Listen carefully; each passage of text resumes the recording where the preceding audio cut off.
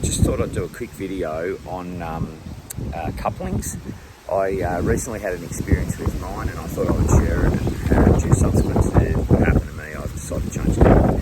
So I had a 50mm ball coupling, standard kind of issue, that thing there, fitted to my Caravan, which is behind me here.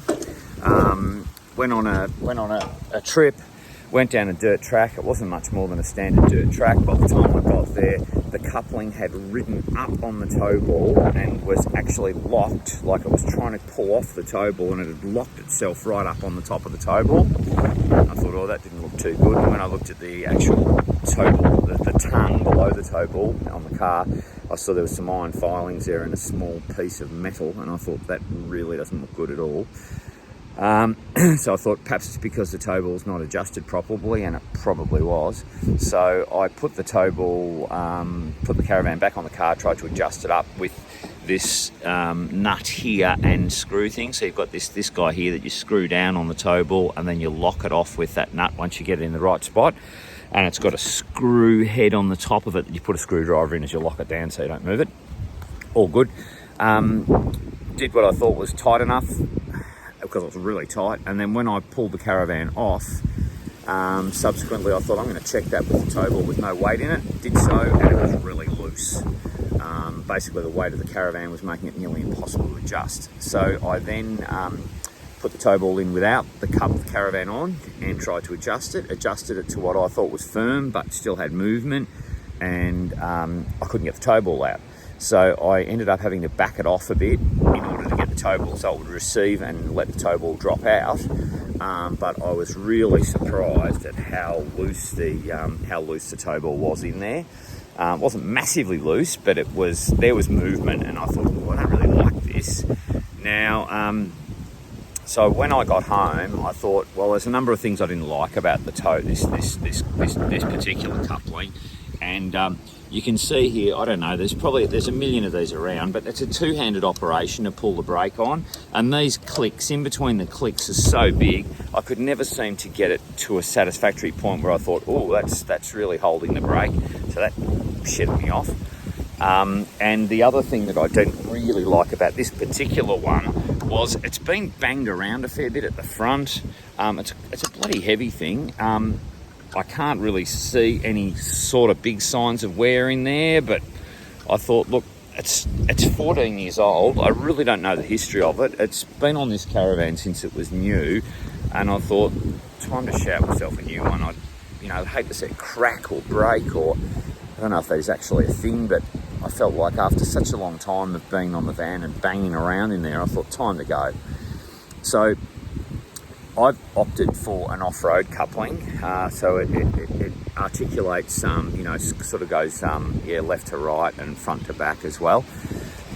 The reason I did that is just because I do travel on a few dirt roads. I don't do anything major, but every now and then I might have to go over something, with a bit of a hump in it, and I thought it might be advantageous. A lot of people talk about the fact that the ones that go left to right, or will do the 360 motion left to right, if you do end up in a situation, God forbid, where you don't know the weight of your Caravan, get your Caravan weighed, get me to do it.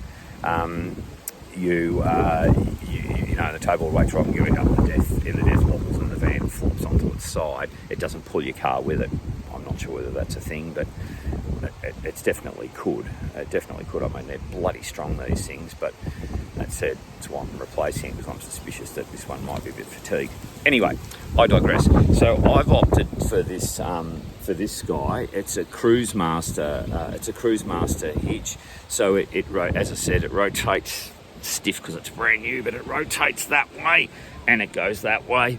And one thing that I really like about this particular hitch is on the top here, you can, when you put the pin in, you can see it pop out there. I won't do this because we'll guillotine the finger off, but when you pull that, you can actually see it click, and you can see that the coupling is on properly. And for me, I thought, I didn't know what was really going on in there, and clearly what was going on was not correct. So to put this guy on was much better. The second thing about this one is it has a really fine adjustment on the handbrake, and you can get it just into the right spot you want.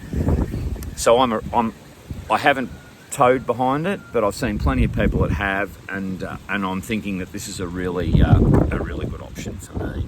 Now, the holes all lined up. It was exactly the same. I think it was 184 by, I can't remember, but they're all the Alko ones, and these Cruisemaster, and the bulk of them are all similar. Now, you can get these other articulating hitches, which Alko make one, and it looks quite good, and I don't know whether it's good or not, but it had the same thing going on that this has got going on, whereby it was all hidden inside the mechanism and you couldn't physically see that it was either tight or snug.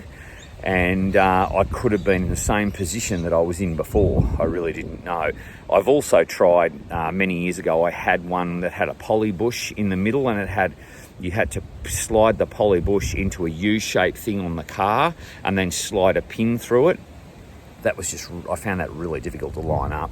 Could have just been my driving, I don't know. It was before reversing cameras.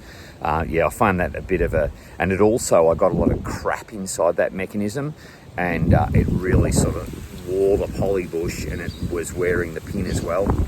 And it just ended up with a bit of slop in there. You sort of had to grease it, sort of attracted the dirt and whatever. So I put this on. Anyway, it was very easy to put on.